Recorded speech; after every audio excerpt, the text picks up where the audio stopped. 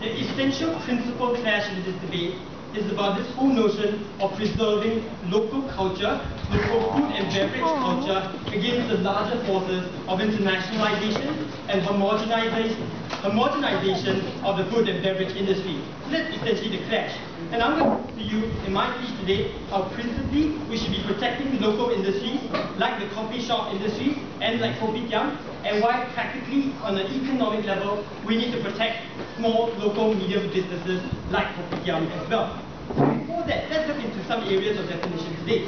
We're looking at kopitiam coffee not as a beverage itself, but as a symbol of local beverage industry, as a national F&B icon, and representative of a uniquely Singaporean taste and lifestyle.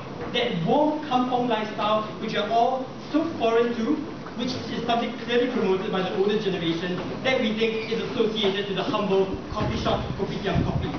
How about Starbucks then? Starbucks, we see, is a symbol of internationalization, of taste becoming a lot more bland and standard across the world. It represents powerful TNCs with huge control over profits, procurement. It represents an organization or a company that is able to sell its coffee at exorbitant prices, but not necessarily at a compatible quality. So that's the definition for you too. So what do we mean by we would rather have kopitiam coffee than a cup of Starbucks? What we're essentially saying here is that we are going to put in government policy a promotion of local and food and beverage industries like kopitiam coffee. So now that we've dealt with the key areas of definition, I'll now move on to my main point today, and that's under the larger principle of preserving the local F&B industry. First, let's talk about cultural preservation on a local scale. What we see here is that kopitiam coffee, as mentioned before, is a hallmark of the coffee shop days in the past. It's integral to our national identity as much as it is an awesome alternative to the Starbucks coffee in itself. So when we say that we would rather preserve these industries, we're not just arguing for a change in taste on a local level. What we're arguing for is a national movement towards the preserving of such local beverages. And this extends to things like the roti prata, other forms of food which are uniquely Singaporean. We think all these are good things to promote. What are the yes then? So we think at the point in time when roti prata can coexist with McDonald's, can coexist with KFC, Thank you, madam. we think both are wonderful.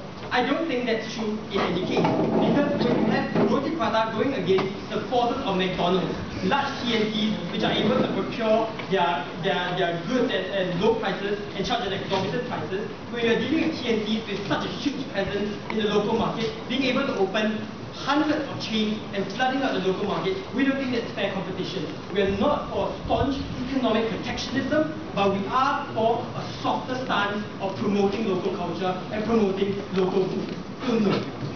Then we've already mentioned this notion of cultural preservation. Let's then talk about the economic tier of my side's case, protecting small and local businesses.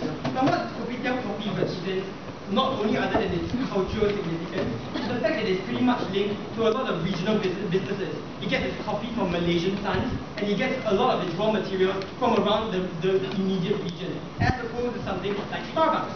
So what you're essentially protecting is not just a specific industry itself, but regionalism as a whole. You're protecting regional industries and the industries that support your kopitiam.